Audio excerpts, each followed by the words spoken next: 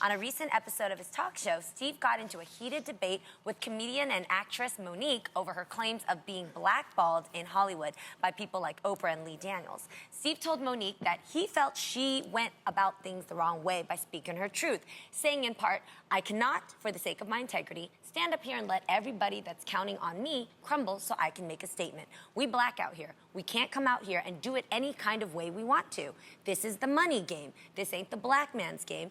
This ain't the white man's game. This is the money game. The best thing you can do for poor people is not be one of them." After Steve was met with intense criticism from fans as well as Mo'Nique, who insinuated he was a sellout, he reevaluated his comments in an interview with People, saying in part, "I take full responsibility for it. But to people that really know me, I have lived my whole life as a man of integrity.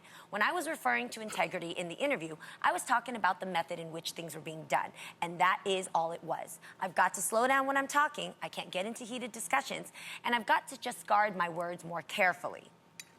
So, drama aside, do you think there are ever moments when your wallet should matter to you more than your integrity? No. Do you think there's a... Easier said than done. Let them know, Mike. Well, we all say that, but we all still shop at Walmart. Mm-hmm.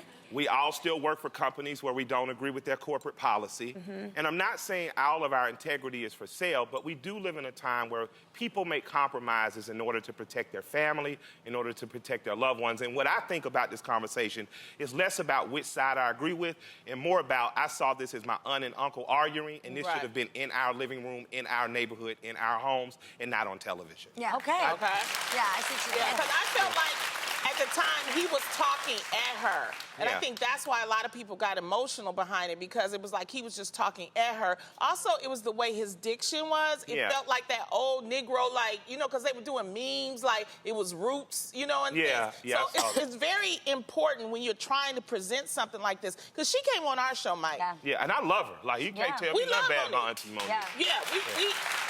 She did that interview like maybe an hour or two before, and then she came and did ours, and you can tell her whole demeanor was totally different. You know, and so we have to be careful about how we present messages, especially to the public. And I agree with you. That's you could do that, but I think maybe he thought he was going to get something out of it. He was going to get. I think he was being earnest. I think he slipped out of the cameras on and into I'm talking to my friend. But that's why he should have just stuck to promoting. Let her promote her show, and that's it. But not trying to school her on a show. But with that said, I don't want to throw out everyone every time they make us angry, because you know, Steve has been a tremendous cornerstone in terms of black comedy and in terms of philanthropy in our community and helping young men and women get education. You know, we share the same account. I ain't got the kind of money he does.